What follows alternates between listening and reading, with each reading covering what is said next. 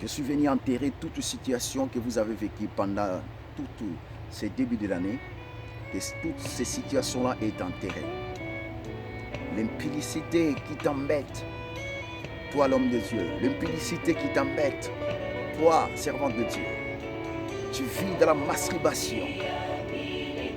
Cette nature n'est pas digne d'un enfant de Dieu. Tu vis dans la masturbation. Tu vis dans le lesbianisme. Tu vis dans la vie de pornographique. Tu regardes le film pornographique pour se masturber. Je détruis cet esprit en toi dans les noms puissants de Jésus-Christ de Nazareth. Pour manger, il faut mentir.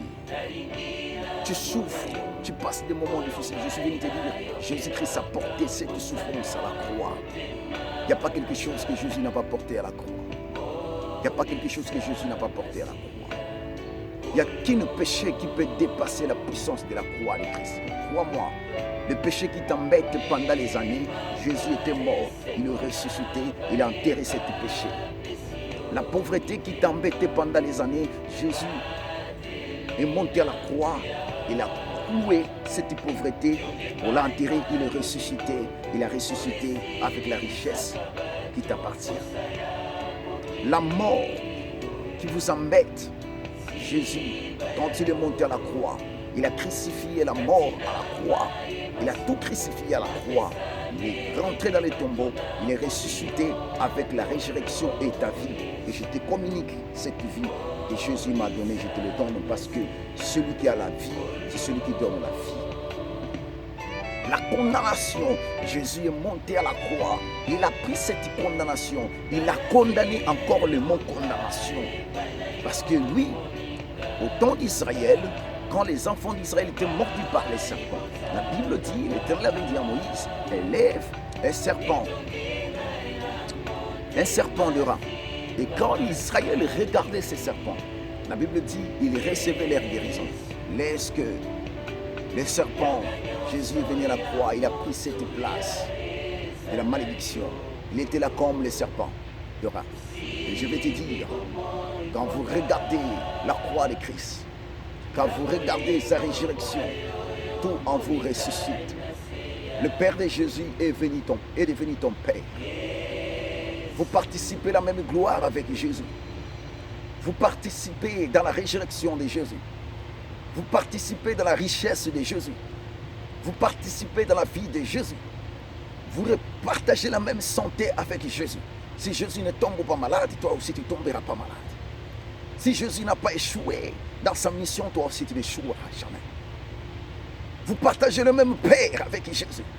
C'est pourquoi il a dit, quand vous priez, dites Père, notre Père céleste. Je vais te dire que tu es un Père céleste. Alléluia. Tu es un Père céleste. Tu es un Père céleste. 1000 mots de somme, un seul mot venant de lui. C'est ce que ton âme a besoin. C'est ce mot-là qui te libère. C'est ce mot-là qui te bénit. Sois béni de toutes sortes de bénédictions en Christ. Sois libre dans toute la liberté que Christ a franchie à la croix et à sa résurrection. Vis.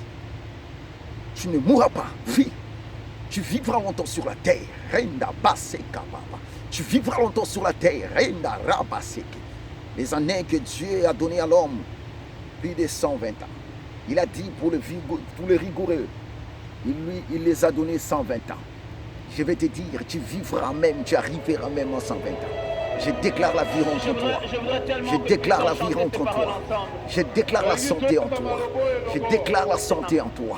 Je déclare là où les choses ne marchent pas, que Dieu donne le travail. Dieu donne le travail.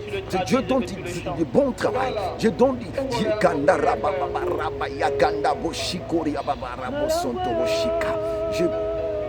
Je suis en train de polir l'espace de ta maison. Seigneur Jésus, qu'il augmente ton salaire. Qu'il augmente ton salaire parce qu'il connaît la misère que tu traverses avec la famille. Qu'il te donne encore un bon travail. Ce que tu as là, ça ne suffit pas. Alléluia. Qu'il augmente ton économie afin que tu puisses vivre et tu puisses servir Dieu avec ta richesse.